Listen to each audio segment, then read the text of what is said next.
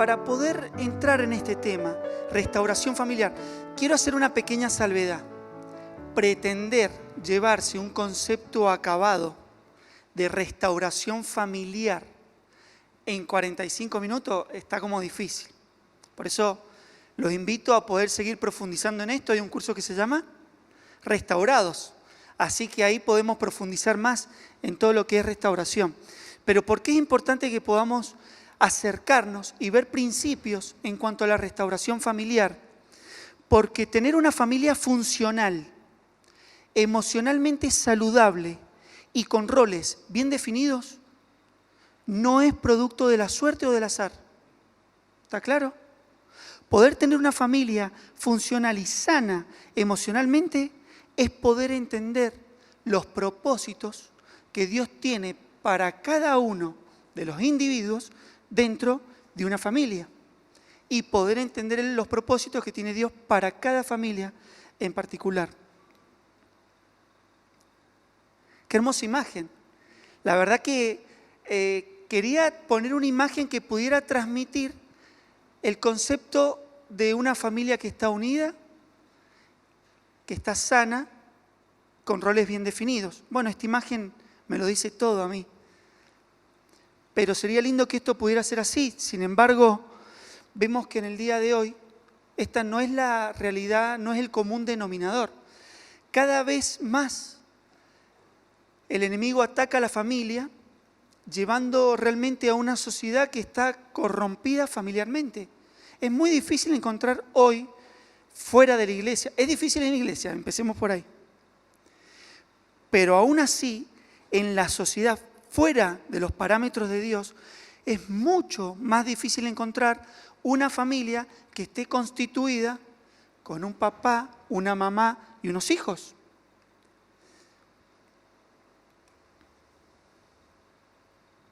Ahora, cuando hablamos de restauración, estaba estudiando y digo, bueno, pero ¿qué es restaurar?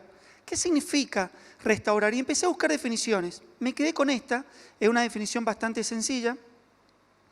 Dice, modificar las cosas para volver a un estado anterior. Pero cuando hablamos de restauración, no solamente quiero que nos podamos enfocar en algo que se perdió y vamos a volver, sino también quiero que te puedas enfocar, que quizás Dios te puede dar las herramientas para que puedas construir algo nuevo y sano en Él. Lucas, en su capítulo 1, va a traer una profecía del libro de Malaquías.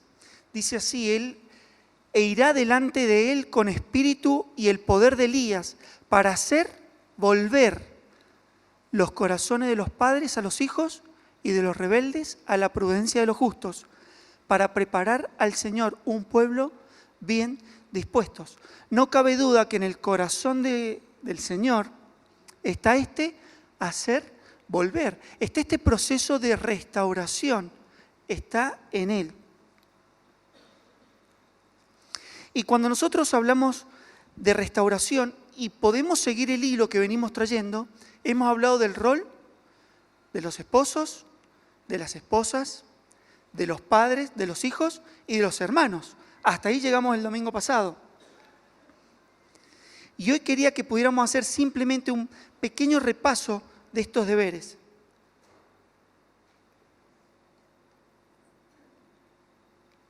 De estos roles. Va a ser breve, no voy a pretender recordar todo lo que vimos en este mes y un poquito más.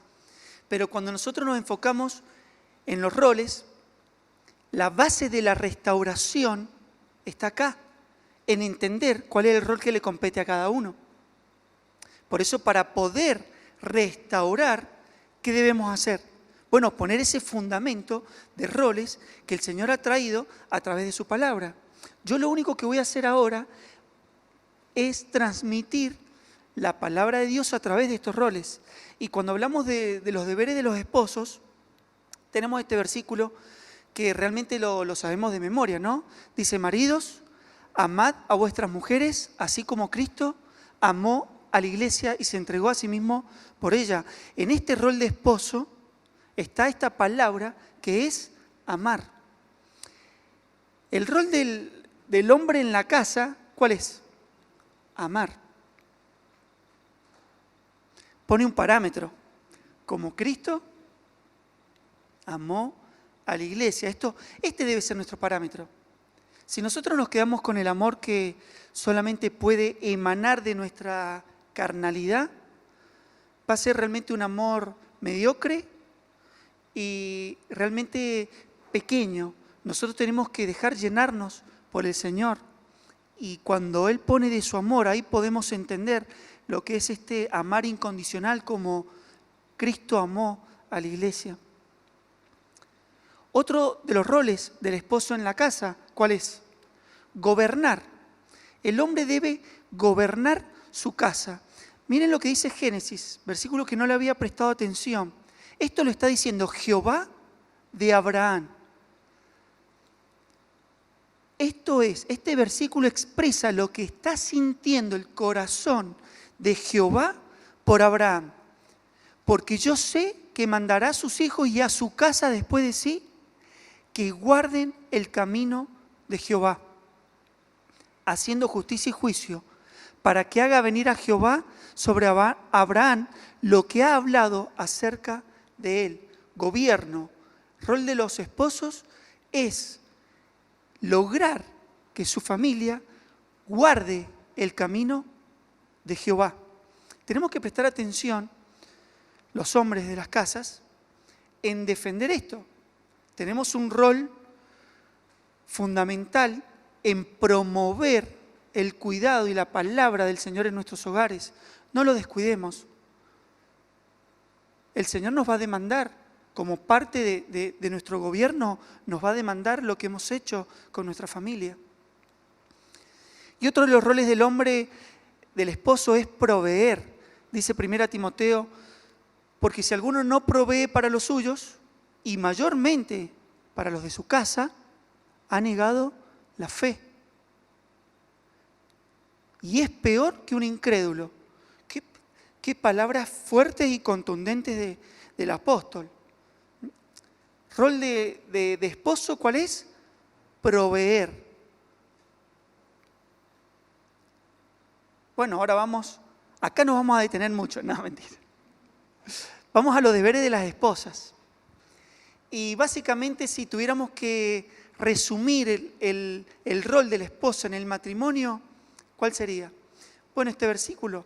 Pero quiero que sepáis que Cristo es la cabeza de todo varón. Y el varón es la cabeza de la mujer. Y Dios es la cabeza de Cristo. Ahora, cuando nosotros tratamos de transmitir esta verdad, que es la palabra de Dios,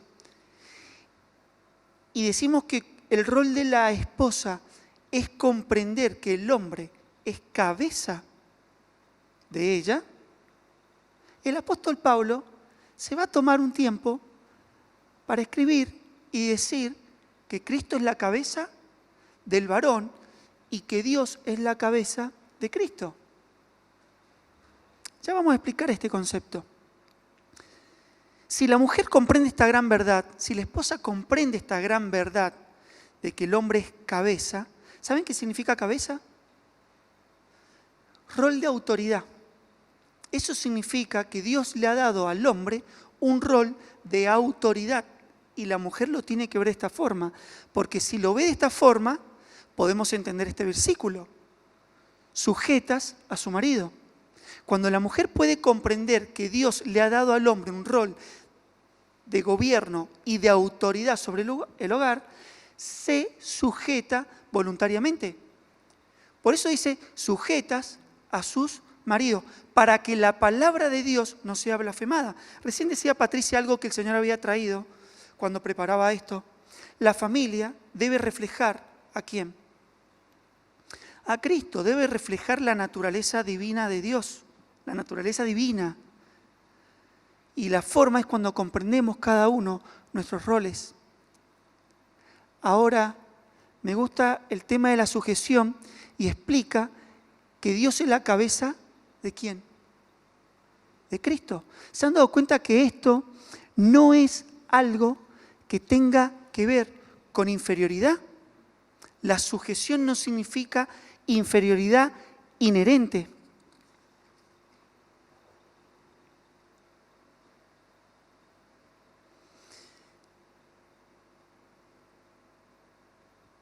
Pablo nos da un argumento realmente interesante para esto.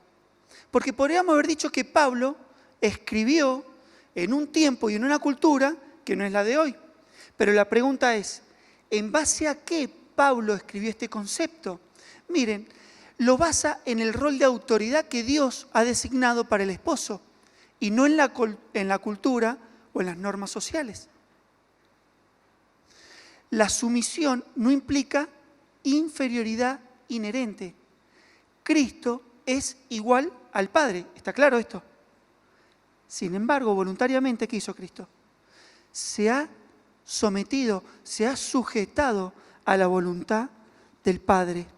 Eso lo podemos ver en 1 Corintios 15, que dice que el Padre sujetó absolutamente todas las cosas a Cristo y Cristo voluntariamente se ha sujetado al Padre.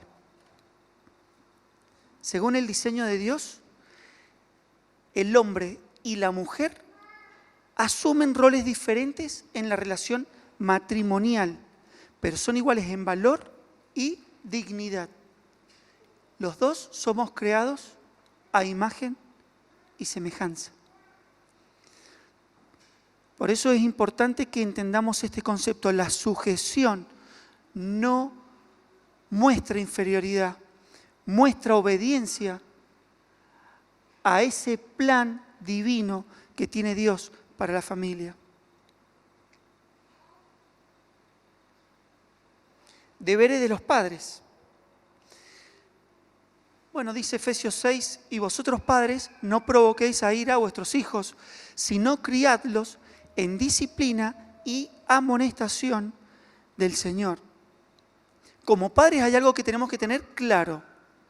Dios va a demandar de nosotros qué hemos hecho con nuestros hijos. A ver, ¿por qué tiene que estar claro? Porque lo que les acontezca a ellos va a ser, de alguna manera, responsabilidad de nosotros. Por eso este llamado a los padres, criadlos en disciplina y amonestación del Señor. Miren lo que dice Oseas. Por falta de instrucción, pereció el pueblo. Qué triste sería que perecieran nuestros hijos, que se pierdan nuestros hijos por falta de instrucción.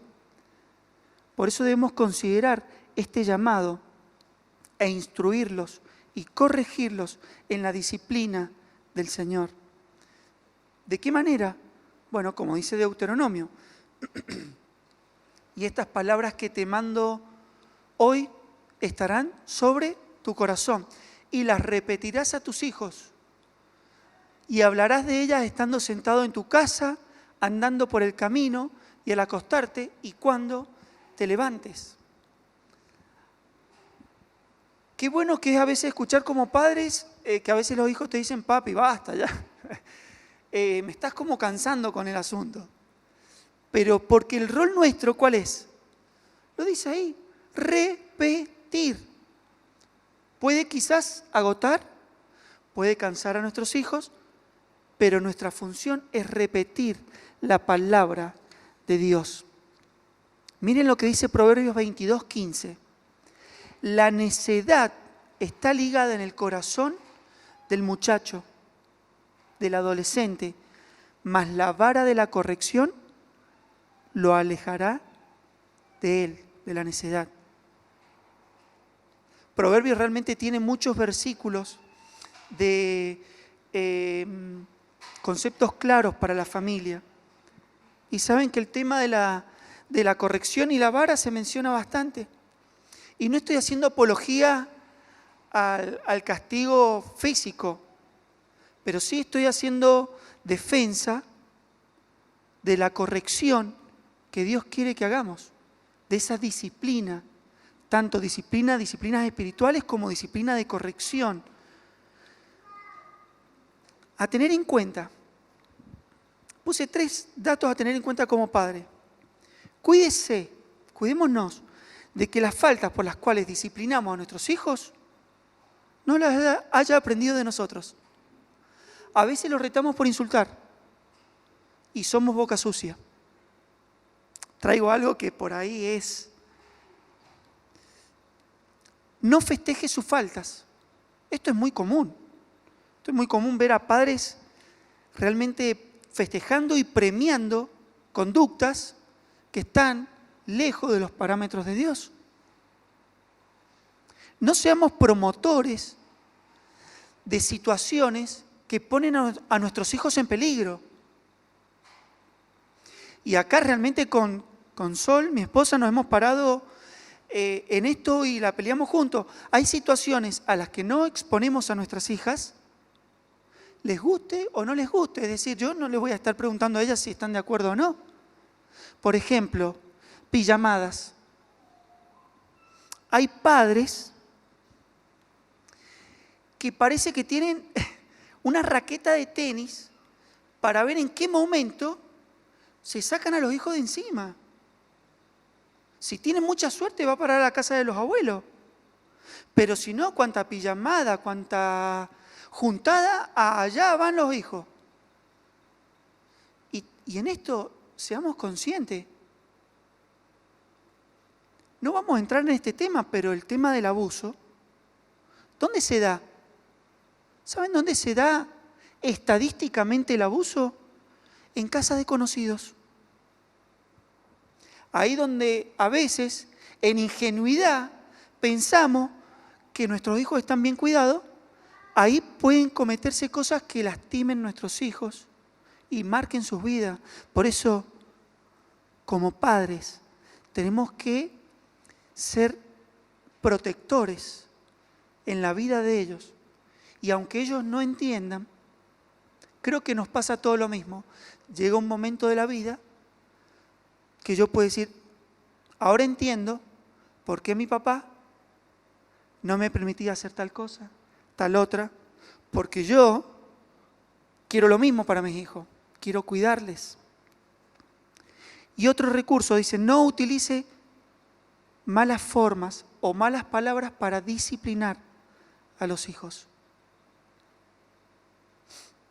Vamos a los deberes de los hijos. Efesios 6 dice, obedeced, hijos, obedeced en el Señor, ¿a quién? A vuestros padres, porque esto es justo.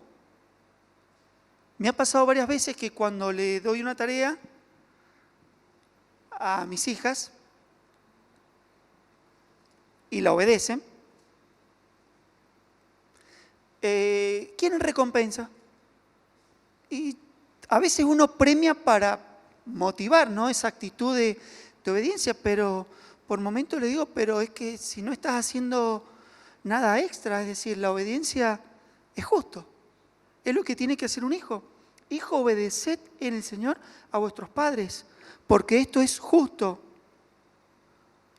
Honra a tu padre y a tu madre, que es el primer mandamiento con promesa, para que te vaya bien y seas de larga vida sobre la tierra. Colosenses vuelve a repetir, hijos, obedeced a vuestros padres en todo, porque esto agrada al Señor. Prestemos atención, al hijo no se le está demandando amar, no se le está demandando proveer, sujetarse. ¿Se han dado cuenta cómo los roles van cambiando? Al hijo se le está demandando obediencia absoluta a los padres. Honrarlos es respetarlos, tenerles consideración. Hoy estamos metidos en una sociedad donde el respeto se ha perdido. ¿Se han dado cuenta? Antes,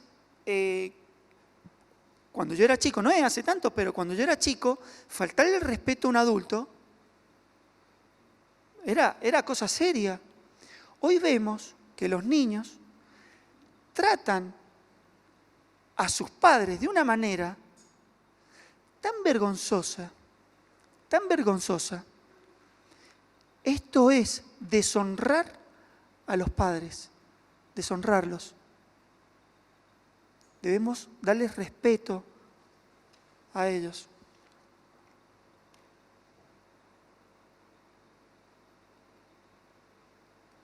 Deberes de los hermanos. Vamos a hablar brevemente de lo que nos mencionaba Fernando el domingo pasado.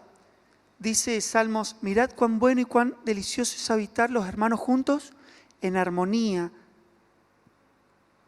Y Primera de Juan dice: en esto hemos conocido el amor, en que Él puso su vida por nosotros. También nosotros debemos poner nuestras vidas por la de nuestros hermanos.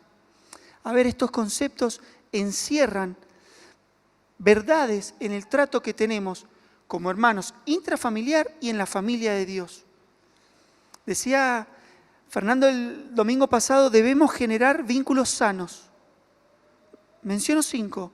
No ser egoístas, ser misericordiosos y compasivos, ser humildes, enaltecer a nuestros hermanos y aceptación incondicional.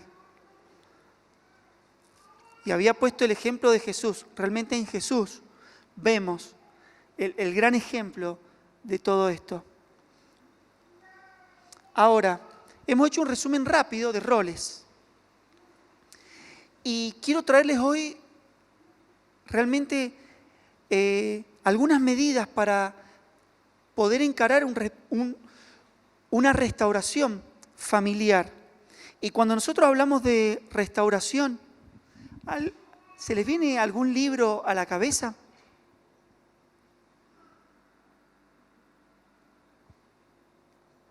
¿Saben cuál se me venía a mí? Nehemías. Cuando vemos a Nehemías y vemos esta restauración que va a hacer Nehemías en los muros de Jerusalén, vamos a ver en este libro un proceso de restauración que realmente es digno de un estudio, no de mencionar 3 puntos. Yo les animo a que puedan sumergirse en el libro de Nehemías, van a ver pasos concretos hacia una restauración, que el libro menciona la restauración de los muros, pero realmente es la restauración de una vida personal, puede ser la restauración de una familia, y entendiendo esta verdad, es la restauración de una iglesia. Miren, esta es una frase que David ha repetido en varias oportunidades. No vamos a tener una iglesia mejor de lo que familias tenemos.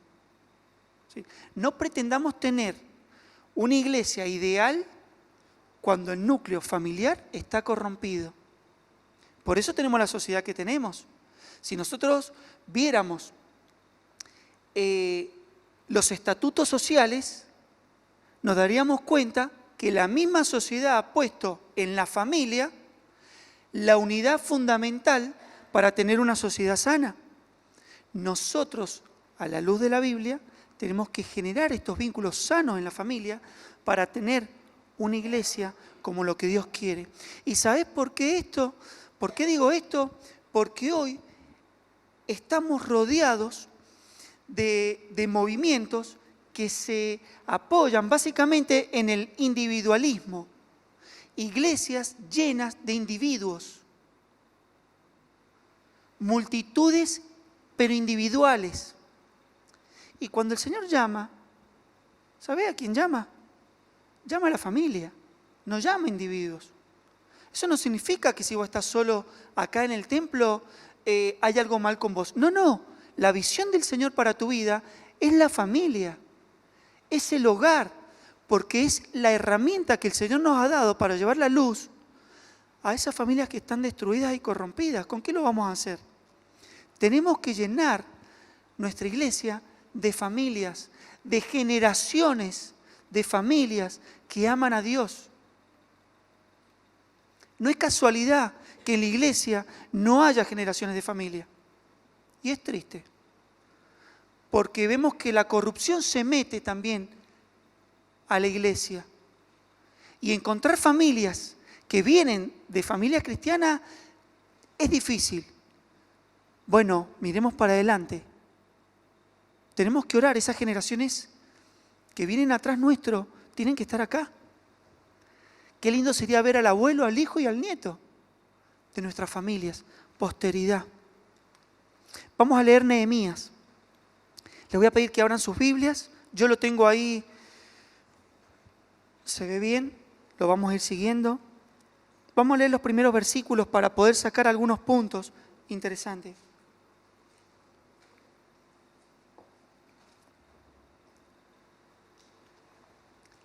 Nehemías capítulo 1, versículo 1 al 9. Palabras de Nehemías, hijo de Acalías.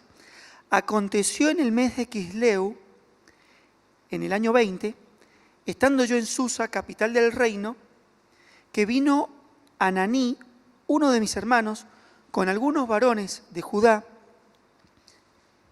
y les pregunté por los judíos que habían escapado, que habían quedado de la cautividad, y por Jerusalén.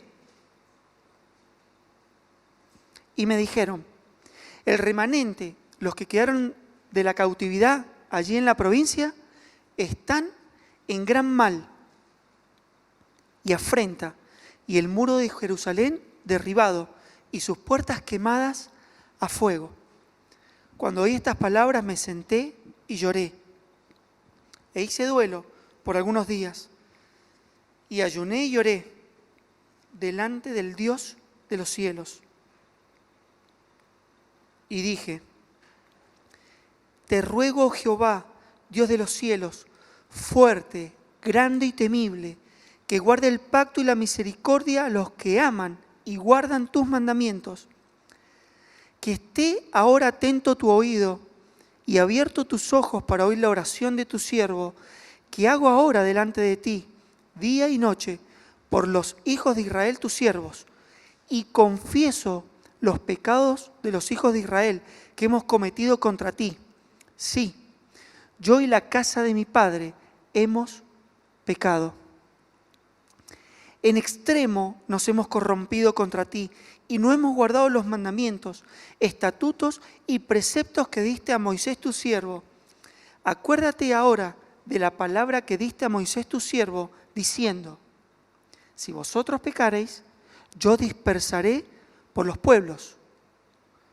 Pero si os volviereis a mí y guardareis mis mandamientos y los pusiereis por obra, aunque vuestra dispersión fuere hasta el extremo de los cielos, de allí os recogeré y os traeré al lugar que escogí para hacer habitar allí mi nombre. No cabe dudas que la familia es blanco de ataque de Satanás. Y podemos ver en estos 9 versículos a Nehemías entendiendo una situación de destrucción, pero también recordando una promesa del Señor. Y quiero dejarles simplemente 3 principios que pueden restaurar a la familia. Estos son principios que nos van a ayudar realmente a enfocarnos si necesitamos entrar en un proceso de restauración. El primer principio, ¿cuál es? Reedificar las murallas de nuestra familia. ¿Saben a quién involucra? A Dios. Cualquier proceso de restauración que nosotros querramos hacer fuera de Dios, lamento decirle que no va a haber restauración posible. La restauración, la única forma, el único camino que puede haber es en las manos de Dios. Y vamos a retroceder. Y quiero que podamos ver en este proceso de restauración, cuando entendemos que viene de parte de Dios, he sacado algunas cositas que dice Nehemías y que me llamaron la atención y se las voy a transmitir. Porque yo lo he puesto ahí con rojo. Lo primero que dice Nehemías, ¿qué dice ahí? Y les pregunté. Bueno, ¿qué tiene que ver esto? Y les pregunté. Que a veces cuando nosotros estamos pasando por una crisis en nuestro hogar, quizás necesitemos ayuda. Y nuestro primer paso es buscar ayuda y preguntar, poder preguntar. Y cuando nosotros preguntemos y busquemos ayuda en los lugares correctos, nos van a decir la realidad de nuestra situación. A veces necesitamos tiempo para sentarnos, poder de alguna manera transmitir lo que estamos viviendo en nuestra familia, en nuestra persona, en nuestro hogar, y que alguien pueda decir, ¿sabes qué? Yo estoy viendo esto en vos. Creo que tendrías que empezar por acá. Por eso es importante que podamos reconocer que necesitamos ayuda. Ninguna familia se restaura sola en su casa, aislada. Necesitamos venir al redil y buscar ayuda. ¿Sabe la iglesia en su totalidad que tenemos un curso de restauración? Si estás pasando por un proceso individual o familiar que requiera restauración, no te quedes aislado. Vení, acércate, buscá consejo. Buscá consejo sano. Cuidado donde vamos en busca de consejo.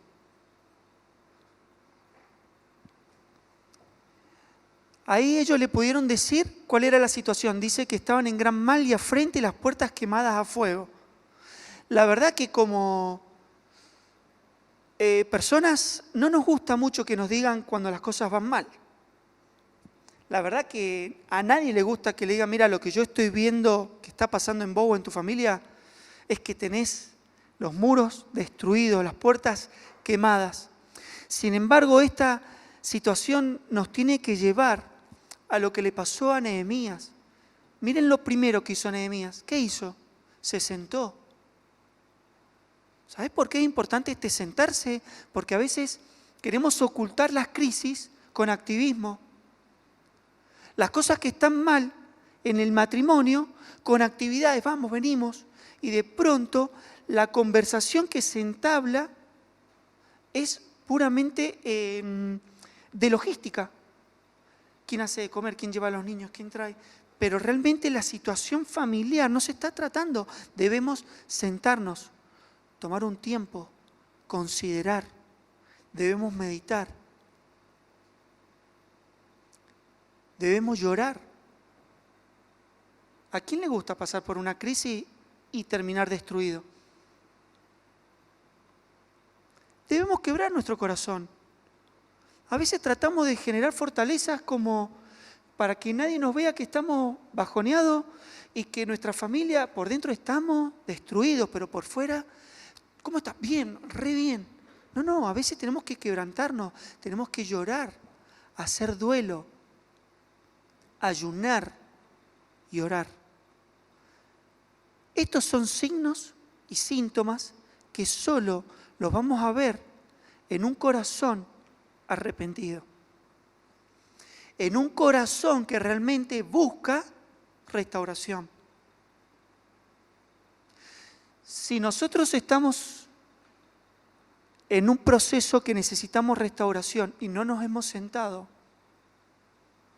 a meditar, no hemos llorado, no hemos hecho duelo, no hemos invocado a Dios, no hemos buscado a Dios, ahí hay un corazón que no está quebrantado. Necesitamos que el Señor quebrante nuestro corazón.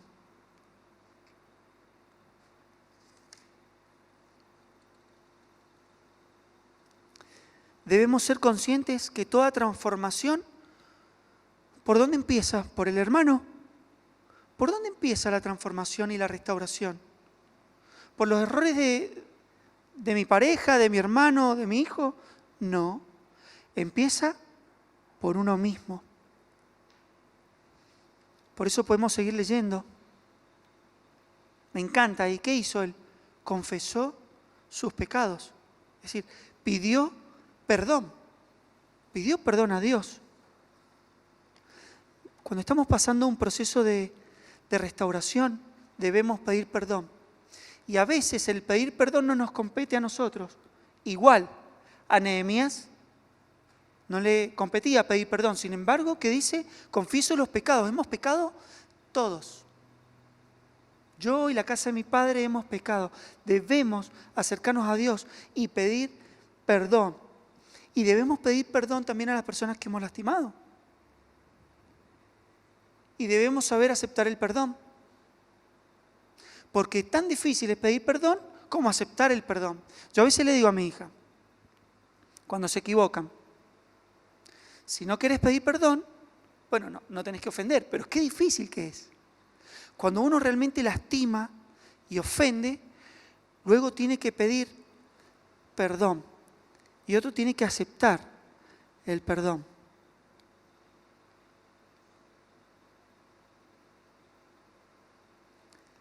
Y me encanta Nehemías. Acuérdate. Y esto nos lo está diciendo a nosotros, Nehemías. Acordémonos de las promesas del Señor. ¿Saben cuál es la promesa del Señor? Que si nosotros nos acercamos y nos volvemos, esa restauración, ¿no? Ese volver, y guardamos sus mandamientos y los ponemos por obras, ¿qué va a hacer el Señor?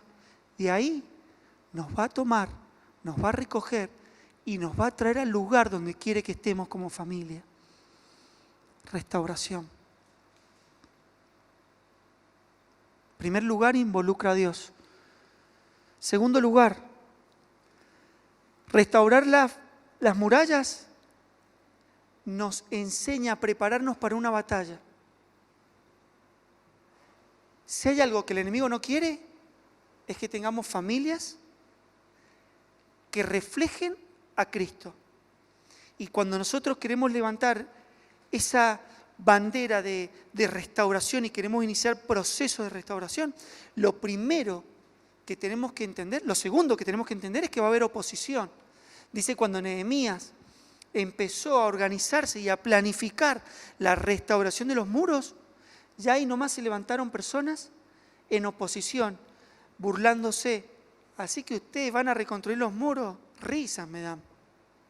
Bueno, el enemigo hace su tarea, hace lo mismo. El sistema de este mundo va a querer burlarse de nosotros cuando nosotros queramos restaurar. Pero entendamos que esta oposición viene del enemigo y preparémonos para la batalla.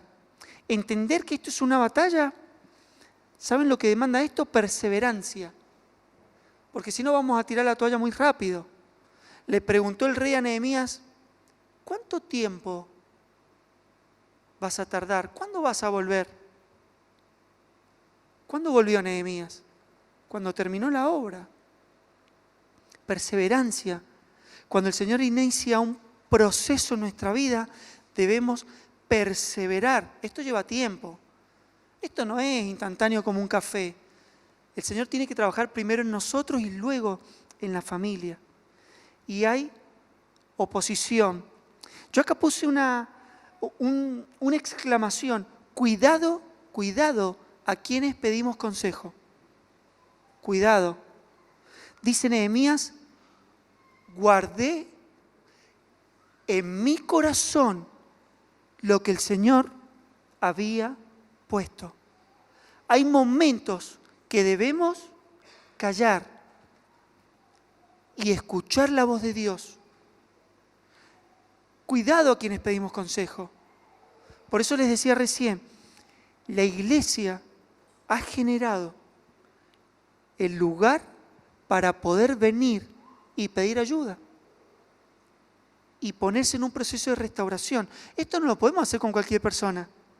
Las personas te van a dar otros consejos, lejos de la palabra de Dios. Mucho cuidado a quién escuchamos. Y en último lugar, para terminar, reedificar las murallas requiere confianza en Dios. Dios puede hacer de tu vida y de tu familia algo nuevo. ¿Confías en Él? Me encanta lo que dice Nehemías, ahí en el capítulo 2, versículo 20.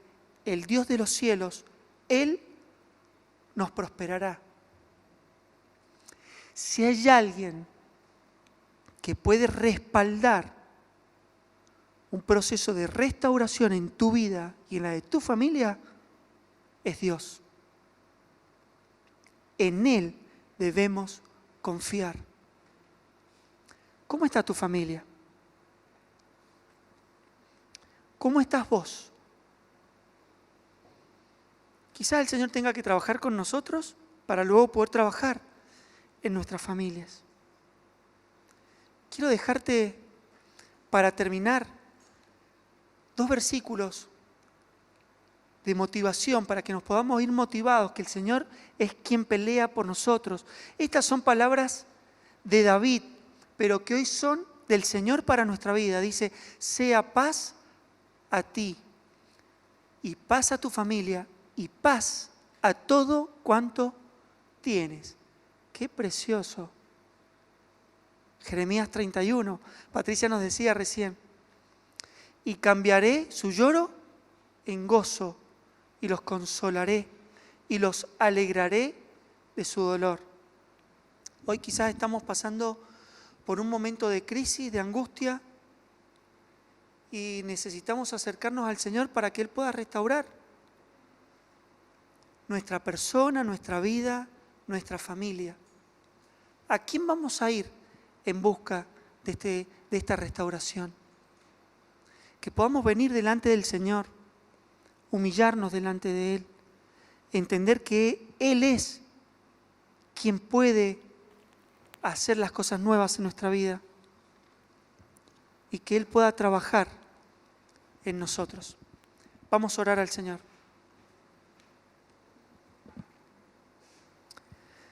Te damos gracias, Señor, porque en tu palabra encontramos los parámetros y los roles para lograr, Señor, asir para lo cual fuimos asidos por ti, Señor. Señor, que podamos tener en ti los propósitos para los cuales vos nos pensaste, Señor. Que nuestra familia pueda reflejarte, Señor. Que nuestro matrimonio pueda reflejar la belleza del amor de Cristo por su iglesia. Que pueda reflejar la belleza de la obediencia de la iglesia a Cristo, Señor. Que pueda reflejar el amor de hermanos, Señor. Señor, hoy nos humillamos delante de ti. Reconocemos, Señor, que solo en ti está la restauración. Si hay alguien acá que necesite reconstruir los muros de su vida, de su familia, clamamos para que tu Espíritu traiga paz a su vida, confianza, Señor, de que vos harás todo nuevo. Gracias por este tiempo. Oramos en los méritos preciosos del Señor Jesús. Amén.